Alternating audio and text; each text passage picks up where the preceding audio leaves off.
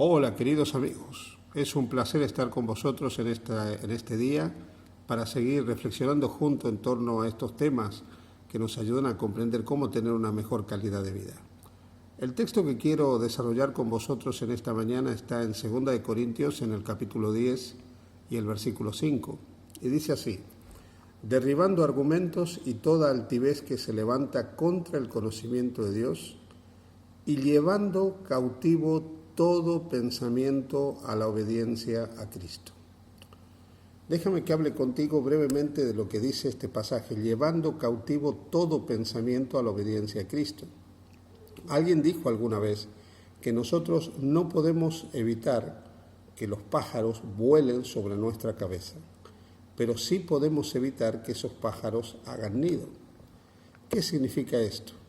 Que muchas veces es imposible tener malos hábitos psicológicos de pensamiento, porque esto depende de muchos factores. Si nos hemos ido acostumbrando a lo largo de la vida a pensar de manera equivocada, es muy difícil desarraigar esa manera de pensar. Pero el texto que acabamos de leer nos habla de llevar todo pensamiento cautivo a la obediencia a Jesús. Como veníamos diciendo, lo que nosotros debemos es tratar de hacer higiene mental, aplicar determinados principios que nos ayudan a pensar de manera correcta. San Pablo, cuando escribe la carta a los Filipenses, habla algo parecido, cuando dice todo lo bueno, todo lo noble, todo lo honesto, todo lo puro, todo lo que es virtuoso, en esto pensad. Eso significa que debemos tratar de llevar nuestros pensamientos del plano negativo al plano positivo, que debemos procurar desarraigar todo pensamiento negativo por un pensamiento positivo. Ahora, hay una cosa que es importante que tengamos en cuenta. Durante mucho tiempo se ha estigmatizado a los cristianos si tenían algún problema emocional. Déjame decirte que tener algún problema en el área de la salud mental no significa que uno no sea un hijo de Dios.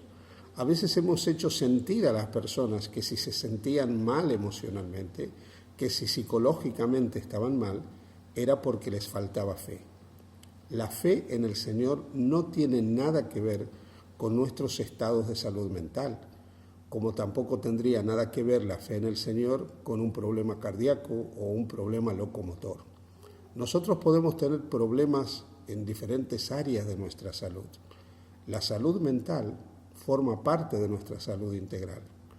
Y puede haber habido situaciones que nos llevan a cierto deterioro de nuestra salud mental.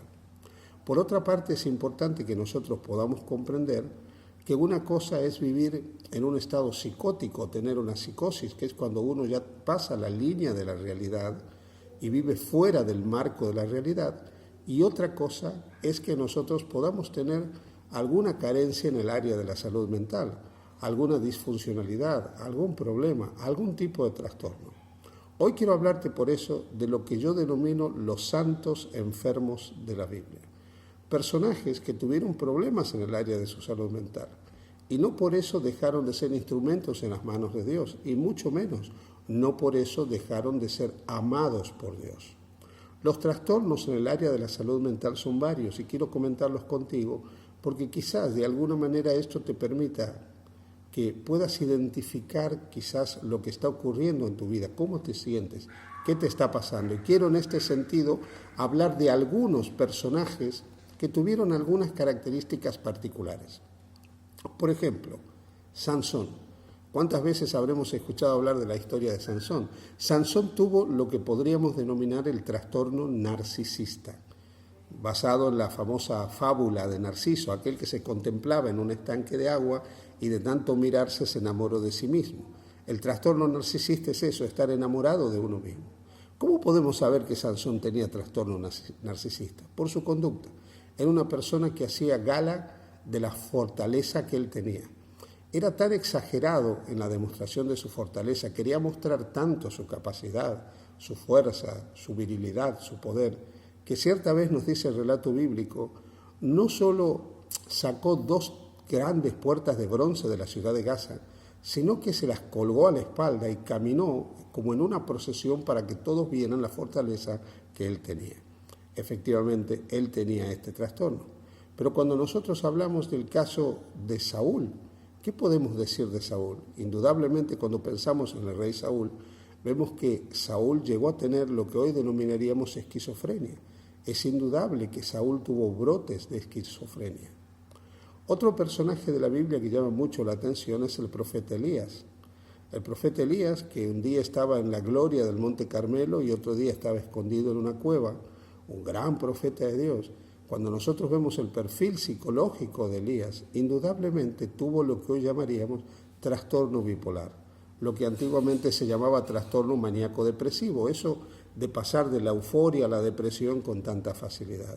Sin embargo, Elías fue un profeta de Dios, un profeta amado por Dios y utilizado por Dios para hacer su voluntad. Cuando nosotros repasamos la historia del rey David, por ejemplo, descubrimos que David hacía algunas cosas que llaman la atención. Además de que David no era perfecto, porque era un hombre violento, era un hombre de guerra, al punto que Dios no le permitió hacer el templo, porque sus manos en un sentido estaban manchadas de sangre. Pero cuando nosotros vemos la historia de David que está mirando cómo se baña Betsabé, ¿sí? Ahí vemos un hombre que le gustaba contemplar imágenes en este caso, de mujeres que estaban desnudas. Él tendría lo que hoy denominaríamos trastorno voyerista, aquellos que son fisgones, mirones, que le gustan mirar imágenes pornográficas o de desnudeces. Entonces, en este caso vemos que David tenía este problema. Cuando pensamos en el rey Salomón, por ejemplo, Salomón tendría lo que hoy denominaremos trastorno satírico. Y tú me dirás, ¿cómo podemos identificar esto? Pues es muy simple. La Biblia dice que tuvo 300 esposas reinas y 700 concubinas. Eso significa un total de 1000 mujeres que formaban parte del harén personal de él. Y en esa época los reyes no tenían un harén simplemente para ser alabados por otros, utilizaban ese harén para satisfacer sus apetitos sexuales. Imagínate este contexto, 1000 mujeres al servicio sexual del rey de Israel. Esto hoy se enmarcaría dentro de lo que se llama el trastorno satírico, la satiriasis. Pero tenemos otros personajes, podemos pensar en Pedro, por ejemplo, el apóstol Pedro. Pedro tendría lo que hoy denominaríamos trastorno histriónico. ¿Cómo sabemos? Era la típica personalidad de estrella. Sabemos que él era el primero en hablar, el primero en manifestarse, el que siempre tenía la primera y la última opinión, siempre quería destacarse. Era agresivo. Cuando van a tomar a Jesús preso, él saca una espada y le corta la oreja a Malco. O sea, siempre quería mostrarse de alguna manera. Esto es típico de los que tienen el trastorno histriónico, que constantemente quieren destacar y mostrarse. Pero podemos hablar también del apóstol Pablo.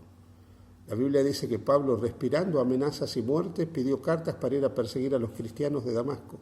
Evidentemente lo que Pablo tenía era lo que hoy denominaríamos trastorno obsesivo-compulsivo, que lo llevaba a no poder pausar, a estar constantemente en bucle, sin poder relajarse y tranquilizarse, con una idea obsesiva en la cual giraba completamente toda su vida. Todos estos hombres fueron seres humanos con problemas en el área de la salud mental. La gran diferencia entre unos y otros, entre por ejemplo Saúl y Saulo de Tarso, es que algunos de ellos permitieron que Dios obrara en sus vidas.